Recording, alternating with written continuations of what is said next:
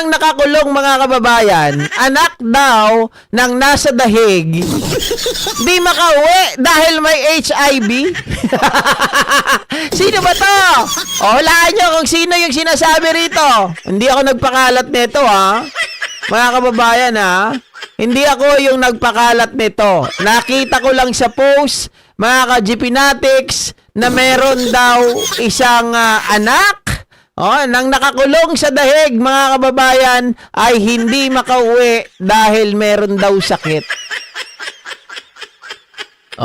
Galing ito sa post nitong si Mr. OFW. Sabi niya ganon, sino itong anak nang nakakulong dito sa dahig? Ibig sabihin si Mr. OFW taga-dahig, mga kababayan.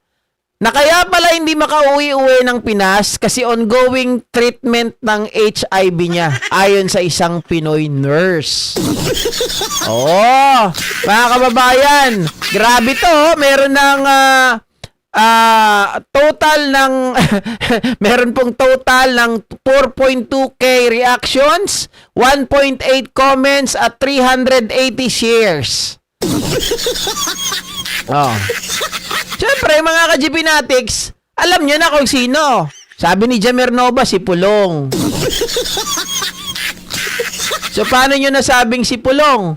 Hindi naman mahirap sigurong hulaan. Hindi naman siguro mahirap magbigay ng opinyon. Kita nyo, may asawang tao, mga kababayan, hindi pumapasok sa kamera. Sa bar pala pumapasok. Di ba? Hindi mo absent sa camera, sa bar present. Mahilig sa bar. Yung nananampal sa bar. Iyot man. Sabi ni Ma'am Emma Ordonez, mahilig sa beer. Totoo na kapag nagsalita ka ng hindi maganda sa kapwa mo, lalo na kung mamamatay ng sinabi mo, ay lahat ng sinabi mo babalik sa'yo at lalo na walang ginagawang masama sa'yo. Dalawa lang naman silang mahilig, sabi ni Ma'am Emma. Diba? Kahit yung mga hula dito, mga kababayan, si Yotman lang talaga. Hanggang ngayon, hindi natin nakikita siya sa camera eh. Hindi pa rin, ayon dun sa mga source natin doon, yung mga kakilala natin, nakita nyo ba si Baste? Pumapasok ba? Walang balita eh.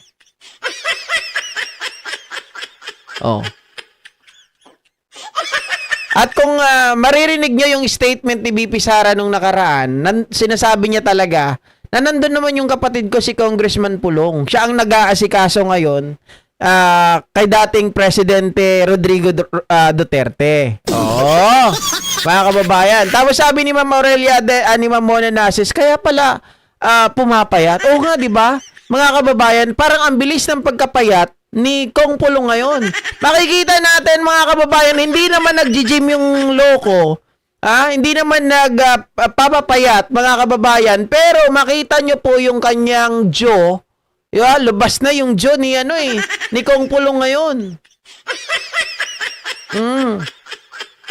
Tapos siya, hindi rin, kahit si Kong Pulong, hindi rin naniniwala na patay na si PBBM. Ang sabi niya, nagpapatay-patayan lang daw.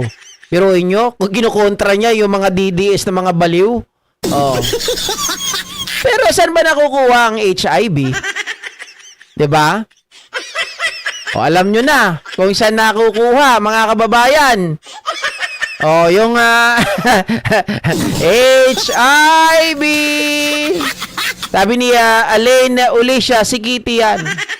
Si Kitty? May HIV? Sabagay, mga kababayan, mahilig dun to sa bar. Diba? Mahilig din to sa mga party-party. Kasi, ito ang problema. Pag sinabi niyong si Kitty to, ibig sabihin, iba-iba din yung gumaganon kay Kitty.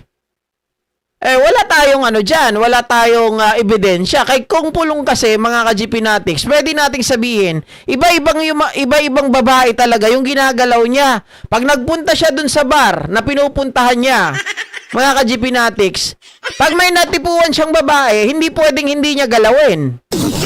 Diba? Si Kitty daw, sabi ni Ma'am Irene Santiago. Not safe sex, nakukuha yan. Kahiligan sa mga martilyo, sa mga pok-pok. Oh. Hindi totoo, mga kababayan. Ni-research ko rin yan. Kapag may sakit ka po niya, mangangayayat ka talaga. Pero ang tanong ko nga dun, pwede ba ipaputol na lang yung jututoy? Pwede bang ipaputol na lang yung jututoy o putulin yung jututoy para mga kababayan hindi na makaulit? 'Di ba? Oh.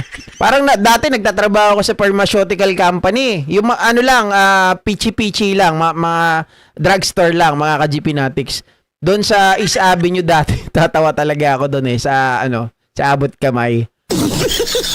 May mga bumibili doon. Sabi nung bibili sa amin, "Sir, pabili naman." Ano 'yun? Pabili nga ng Sultamin at ng Sultamicillin. Sabi ganun. Para saan to, sir? Para saan nyo gagamitin? Kanino nyo gagamitin? O sino ang gagamit? Ganun. Ang sagot sa akin, mga kababayan, yung pinsan ko. Yung kaibigan ko, nadali. Pero syempre, mga kababayan, hindi naman tayo pinanganak kahapon. Ang bibili nun, sigurado, sila mismo. Diba? Sila yung may sakit. May tulo. So, nagkatulo dahil sa paggamit po ng mga pokpok. Oh. Sir GP, nasa blood na yon, hindi na pwede. If ever na totoo yan, magpa-test na nakaniig. Yung mga nakadaupang palad. Yung mga nakapartner niya sa kama, di ba? Oy, matakot na sila. Baka mamaya hawa-hawa na itong mga to. Kasi kung meron ito, mga kababayan, pwedeng maging siya, di ba? Maging, tawag dito, maging cause ng pagdami ng mga biktima. Yung mga nahawa. Siyempre nga naman, hawa-hawa yan eh. Kawawa naman asawa ni Pulong, malamang nahawaan siya. Naku po, kawawa yung babae.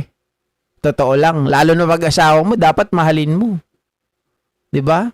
Oo, dumadaan tayo minsan sa kalokohan, pero wag naman panindigan.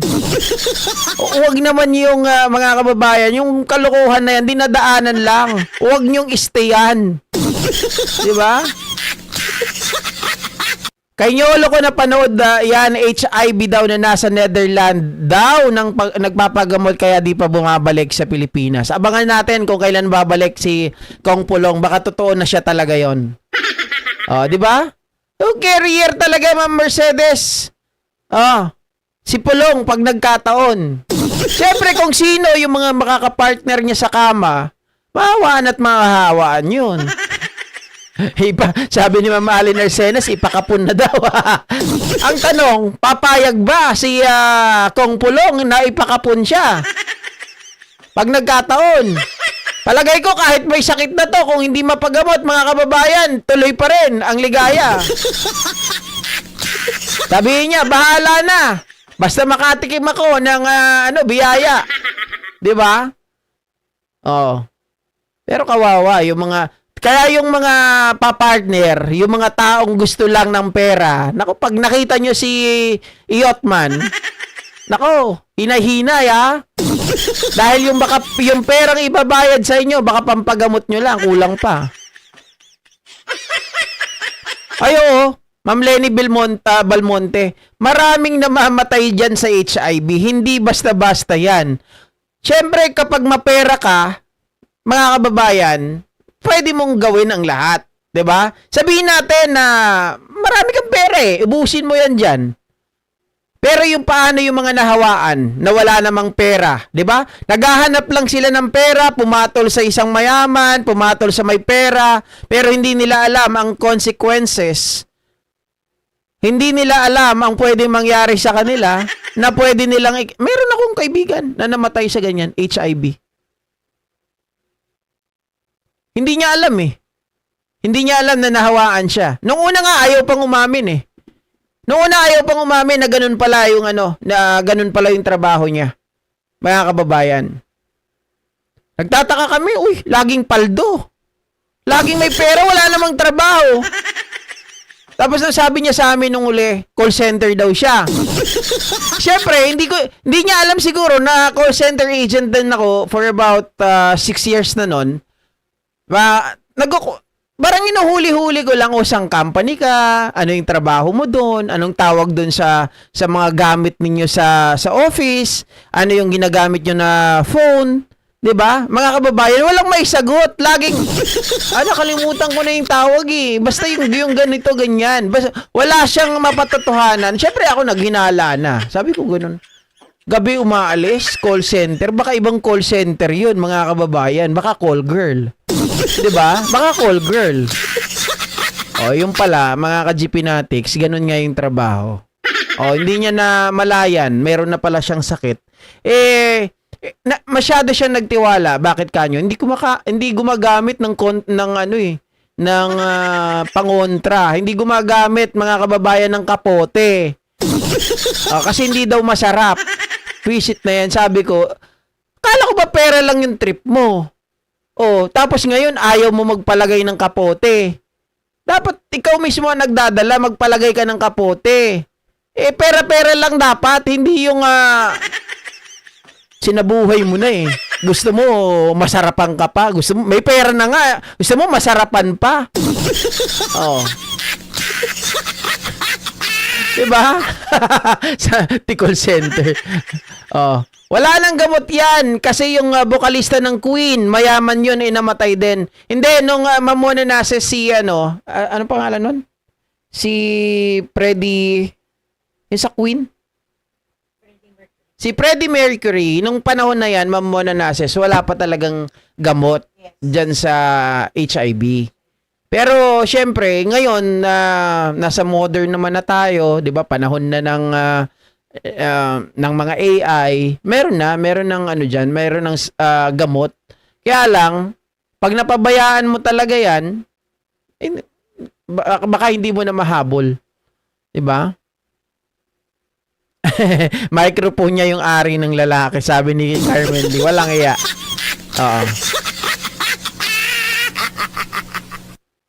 Nagkakaroon ng tama, Mama Sara Maldita, nagkakaroon ng komplikasyon like kidney, ganyang kapatid ko. Kapatid ng asawa mo?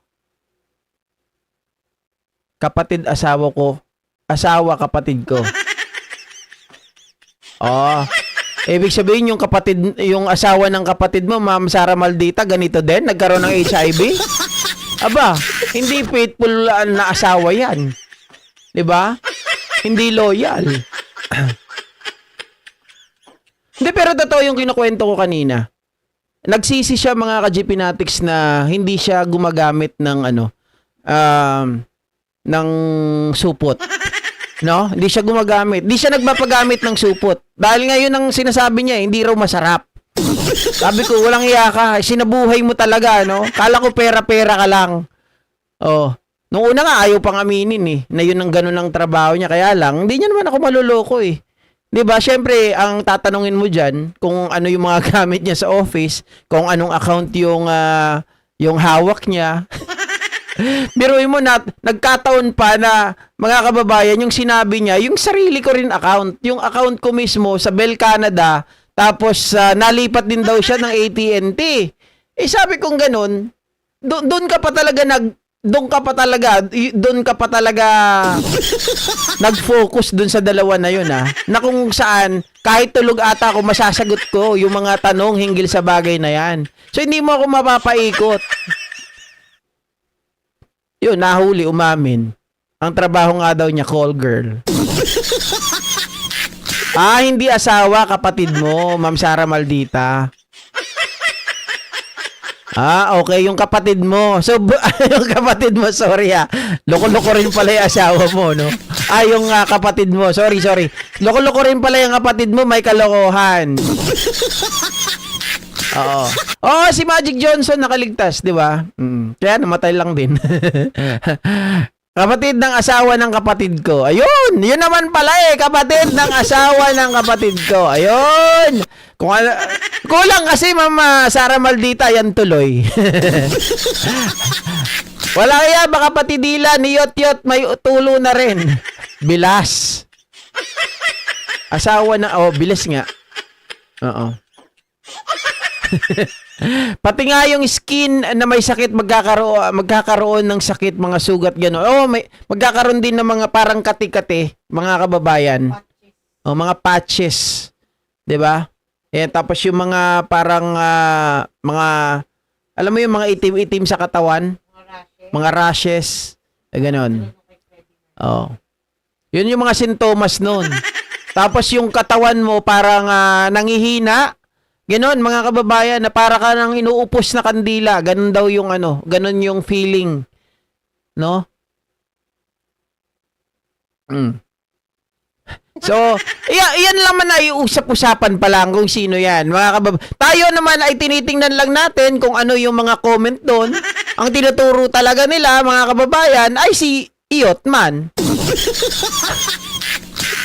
Sabi ni Winnie Alos, alam mo ba, GP, nagkwento yung doktor dito sa akin sa UAE tungkol sa HIV? Nahiya talaga ako. Sabi ko na lang baka nagmamahalan sila, di ko sila masisi. Sabi niya, contact daw ng lalaki, lalaki sa lalaki? Oh! Hindi, alam nyo, ako alam ko rin, meron din ganyan. Hindi na ako naubusan ng kwento, no? Sa call center, marami din yan. Marami din yan. Mga nagkakaroon ng HIV nung panahon ng mga kababayan, yun ang panahon ng COVID. Alam mo, sa totoo lang, hindi COVID ang kinamatay ng mga hinayupak na mga kasama namin sa trabaho. Dahil sa HIV yun. Paano mga ka-GP Natics? Di ba hindi sila umuwi? Nandun sa... Kaya nawala yung sleeping quarters namin dati. Swerte nga namin kahit pag hindi na kami uuwi, no? Halimbawa, pagod na pagod, galing sa overtime, tapos doon na kami kaagad matutulog na lang sa sa sleeping quarters. Kaya lang, naabuso yun. Paano merong mga kasama namin, lalaki sa lalaki. Oo, syempre, alam nyo na, pag lalaki sa lalaki, parehong bakla yan. Ikaw ba naman lalaki ka, papatol ka sa bakla? Di bakla ka rin. Oo. Diba? Ayun, naubos sa mga loko-loko. Oo.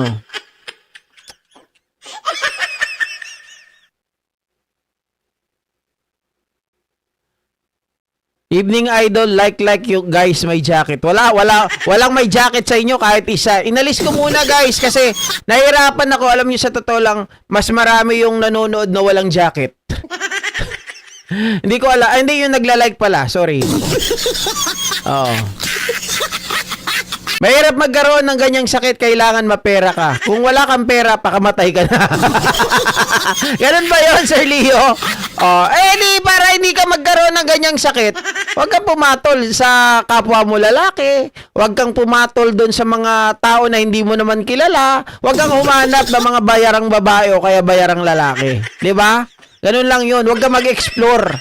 Makontento ka sa asawa mo o kaya sa girlfriend mo. Pero, yung girlfriend mo, pag girlfriend mo pa lang, siguraduhin mo na malinis din. Baka mamaya. Sabi sa mga Ilocano, kasin sinukit. Di ba? Puro kalokohan Okay, so iwanan na natin yan, mga kababayan. Basta may idea tayo, pero hindi natin alam kung yan ay may katotohanan. Kasi yan ay pinapakalat lang ngayon. Hindi naman tayo kagaya ng mga DDS, mga kababayan, na sinasabi na meron na positive na agad itong si Pulong, no? Yan ay ayon sa mga chismis na nanggagaling dun sa dahig.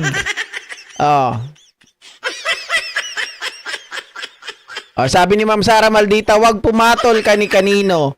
Para hindi kayo pumatol kani-kanino, gamitin nyo na lang si Mariang Palad. Si Maria! Wala naman siguro nababastusan sa akin dyan, no? Hindi! Tama naman, wag pumatol kani-kanino. Pag, mga kababayan, wala kayong girlfriend, wala kayong asawa, gamitin nyo si Maria. Diba? Kilala nyo si Maria. Si Mariang Palad. Paano pag babae, GP? Bahala na kayo. Diba? Hindi, ganito. Pag lalaki, gamitin nyo si Maria. Kapag babae, guys, walang bastos dito ha. Ito nagkakaanuan lang tayo. Gamitin nyo si Ping. Sino si Ping? Bahala kayo dyan. Ay, kaysa naman maghanap kayo ng hindi nyo kilala. 'Di ba? O di si Maria na lang, tapos pag babae kayo si Ping.